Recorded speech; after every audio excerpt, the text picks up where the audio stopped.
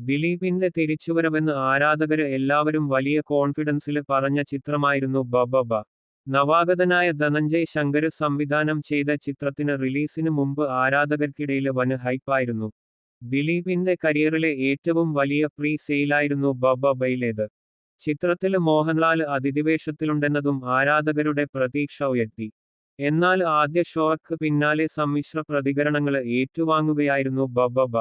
Spoof ജോൺറെന്ന് അണിയറ പ്രവർത്തകര് അവകാശപ്പെട്ട ചിത്രം പ്രേക്ഷകരുടെ ക്ഷമ പരീക്ഷിക്കുകയായിരുന്നു. ആദ്യ വീക്കെൻഡില് തന്നെ ചിത്രം ബോക്സ് ഓഫീസില് വീണെന്നാണ് ട്രാക്കർമാര് നൽകുന്ന പുതിയ വിവരം. ഓൺലൈന് ടിക്കറ്റ് ബുക്കിംഗ് ആപ്പായ ബുക്ക് മൈ ഷോയില് ഞായറാഴ്ച ബബബയുടേതായി വിറ്റത് വെറും 68,000 ടിക്കറ്റുകള് മാത്രമാണ്. ആദ്യദിനം 1,00,000-ലേറെ ടിക്കറ്റുകള് വിറ്റഴിക്കപ്പെട്ട ചിത്രം നാലാം ദിനമായപ്പോഴേക്ക് ബോക്സ് ഓഫീസില് വീണിരിക്കുകയാണ്.